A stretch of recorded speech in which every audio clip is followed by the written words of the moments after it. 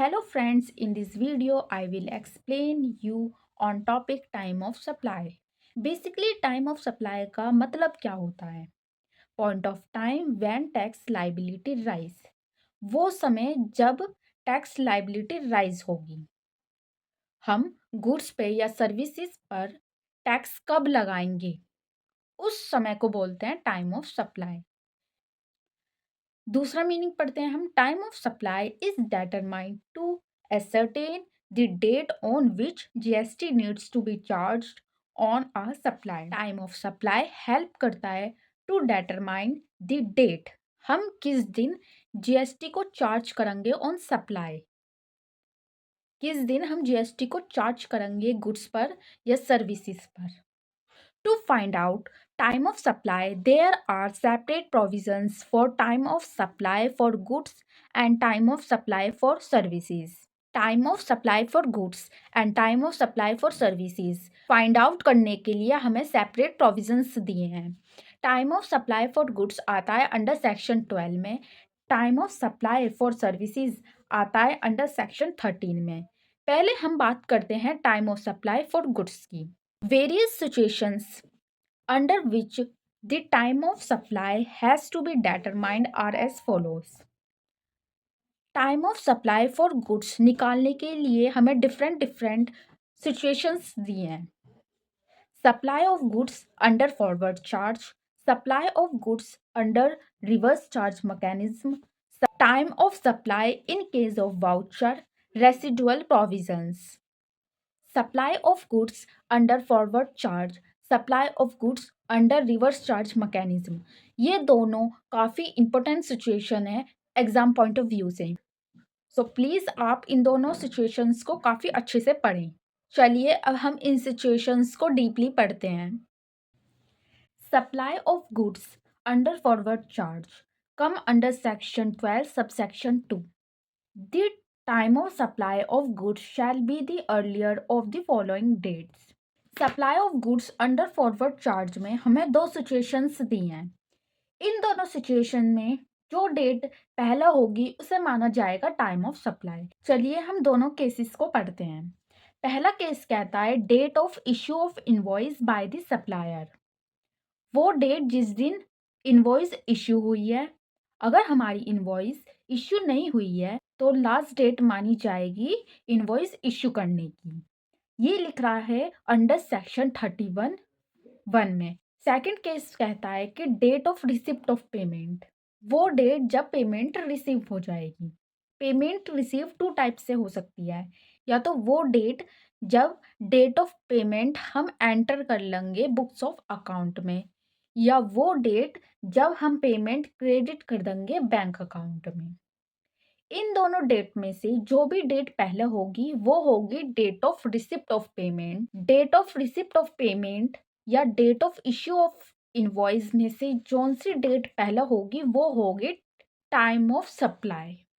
आई hope आपको पहली situation अच्छे से समझ में आ गई होगी। चलिए अब हम बात करते हैं अपनी सेकंड सिचुएशन की।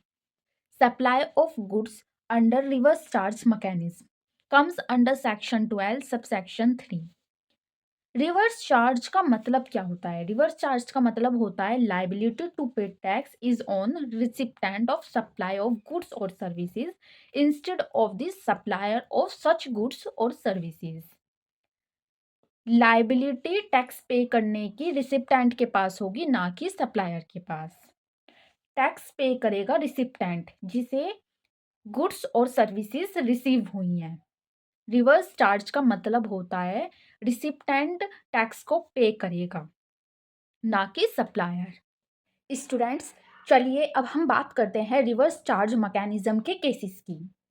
The time of supply shall be earliest of the following dates. इसमें 3 केसेस हैं। तीनों केसेस में जो डेट पहले होगी वो होगी हमारी time of supply.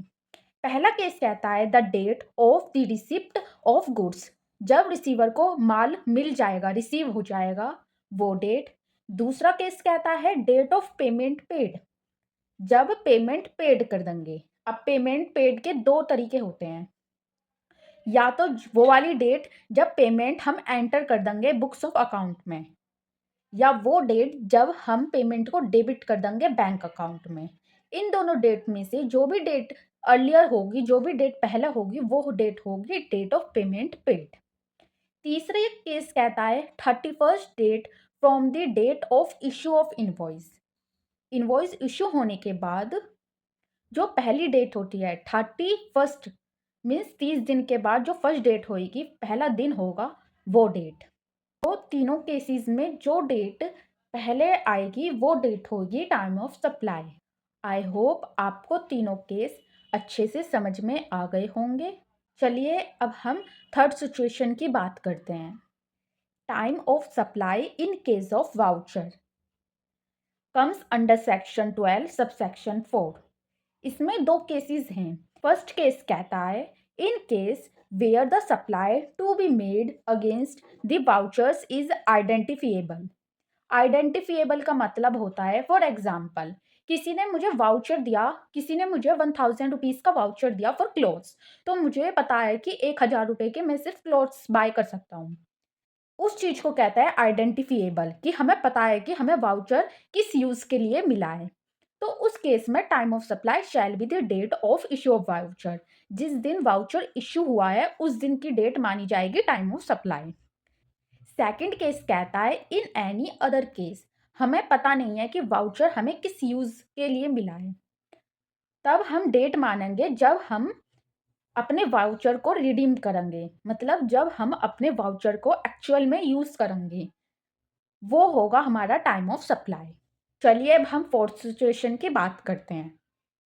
Residual provisions come under section 12 subsection 5। In case it is not possible to determine time of supply as per the above mentioned provisions। अगर जो मैंने आपको इससे पहले प्रोविजंस बताए हैं, अगर उससे टाइम ऑफ सप्लाई नहीं डिटरमाइन होता है तो हमें ये केस देखना है। अभी तक हमने सेक्शन 12 सबसेक्शन 2 पढ़ा है, 12 सबसेक्शन 3 पढ़ा है, 12 सबसेक्शन 4 पढ़ा है। अगर हमें इन प्रोविजन से हम पता नहीं कर पा रहे कि टाइम ऑफ सप्लाई क्या है, तो हम ये केसेस को देखेंगे। Then in such case the time of supply shall be as follows. इन केस के अकॉर्डिंग हम टाइम ऑफ सप्लाई निकालेंगे। पहला केस कहता है where the periodical return has to be filed the due date of filing of such return. जिस दिन हम अपनी फाइल को रिटर्न करेंगे, या तो वो वाली डेट, या in any other case time of supply shall be the date on which the tax is paid. या तो वो दिन जिस दिन हम टैक्स को पेड करेंगे, वो होगी हमारी टाइम ऑफ सप्लाई। दोनों केसेस में जो भी कंडीशन अप्लाई होगी उसके अकॉर्डिंग हम टाइम ऑफ सप्लाई डिटरमाइन करेंगे। स्टूडेंट्स, आई होप आपको सारे प्रोविजंस अच्छे से समझ में आ गए होंगे। चलिए अब हम सर्विसेज के प्रोविजंस को देखते हैं। Determination of time of supply of services are as follows. ये हमारे प्रोविजंस हैं time of supply of services के। Time of supply under forward charge, time of supply under reverse charge mechanism, time of supply in case of voucher, residual provisions. चलिए अब हम इन्हें deeply पढ़ते हैं। Time of supply under forward charge comes under section 13 subsection 2। इसमें आपको 3 case दिए हैं। फर्स्ट केस हमारा ये कहता है कि अगर हमने इनवॉइस को इश्यू कर दिया तो क्या सिचुएशंस होंगी, अगर हमने इनवॉइस को इश्यू नहीं करा तो क्या सिचुएशन होंगी। पहले हम सिचुएशन देखते हैं कि अगर हमने इनवॉइस को इश्यू कर दिया।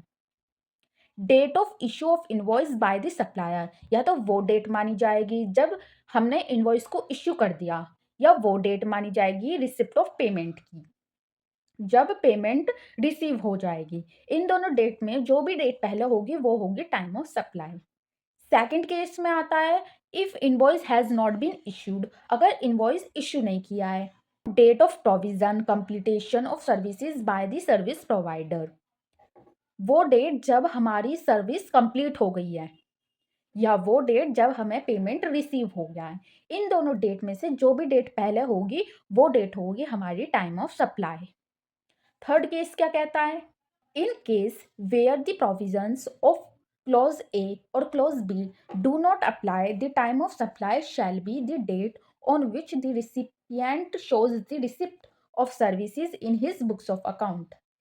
तीसरा केस कहता है अगर पहला केस और दूसरे केस से हम डिटरमाइन नहीं कर पा रहे टाइम ऑफ सप्लाई को, वो डेट होगी टाइम ऑफ सप्लाई जिस दिन हमने बुक्स ऑफ अकाउंट में सर्विस रिसिप्ट लिख ली है, वो डेट होगी time of supply. Time of supply under reverse charge mechanism comes under section 30 subsection 3। Reverse charge का मतलब मैंने आपको बता दिया है। चलिए अब हम इनके केसेस की बात करते हैं। अर्लीस्ट ऑफ फॉलोइंग, इन तीनों केसेस में जो डेट पहले होगी वो होगी हमारी टाइम ऑफ सप्लाई। पहला केस कहता है date of payment as entered in the books of receipt, वो डेट जिस दिन हमने बुक्स ऑफ अकाउंट में एंट्री लिख ली है कि हमने पेमेंट कर दी, या वो डेट जिस दिन हमने अपने बैंक अकाउंट को डेबिट कर लिया है। थर्ड केस कहता है 61 day from the date of issue, जब हमने अपना इनवॉइस को इश्यू कर लिया है उसके बाद उसके 60 डेज के बाद जो पहला डे आता है, मतलब 61st day from the date of invoice, invoice issue करने के बाद जो पहली डेट आती है वो date 61st date, after 60 days जो पहली फर्स्ट डेट आती है वो डेट। तो इन तीनों डेट में से जो भी डेट पहले आएगी वो होगी हमारी time of supply. Time of supply in case of voucher comes under section 13 subsection 4। पहला केस कहता है in case where the supply to be made against the voucher is identifiable, अगर हमें पता है कि हमें वाउचर किस यूज़ के लिए मिला है तो time of supply shall be date of issue of voucher, तो हमारी टाइम ऑफ सप्लाई वो डेट होगी जिस दिन हमने अपना वाउचर को इशू किया होगा। सेकंड केस कहता है इन एनी अदर केस, अगर हमें पता नहीं है कि हमें वाउचर किस यूज़ के लिए मिला है तो वो डेट मानी जाएगी जिस दिन हमने एक्चुअल में वाउचर का यूज़ किया होगा। इन दोनों केसेस में जो भी केस सेटिस्फाई होगा वो होगा हमारा time of supply. Residual provisions comes under section 30 subsection 5। In case it is not possible to determine time of supply as per the mentioned provision, अगर हमारा जो मैंने आपको इससे पहले 3 प्रोविज़न बताए हैं time of supply for services के, अगर उन प्रोविज़न से हम पता नहीं कर पा रहे, हम डिटरमाइन नहीं कर पा रहे कि टाइम ऑफ सप्लाई हमारी क्या है, तो हम इन प्रोविज़न्स को देखेंगे। Then in such case the time of supply shall be as follows, इन केसेस के अकॉर्डिंग हम अपना टाइम ऑफ सप्लाई को निकालेंगे। फर्स्ट केस कहता है where the periodical return to be filed the due date of filing of such return, या तो वो डेट जिस दिन हम अपनी फाइल को रिटर्न करेंगे, या सेकंड केस कहता है in any other case time of supply shall be the date on which the tax is paid, या वो डेट जिस दिन हम अपने टैक्स को पेड करेंगे। इन दोनों केसेस में से जो भी केस सेटिस्फाई होगा कंडीशन के अकॉर्डिंग वो होगा हमारा टाइम ऑफ सप्लाई। फ्रेंड्स, मैंने आपको time of supply for goods and time of supply for services के प्रोविजंस एक्सप्लेन किए हैं। नेक्स्ट वीडियो में मैं आपको change in rate of tax explain करूंगी। अगर आपको मेरी वीडियो अच्छी लगी है please like my video, subscribe my channel. Students, if you have any doubt then please ask me in comment box. Please subscribe my channel. Thank you.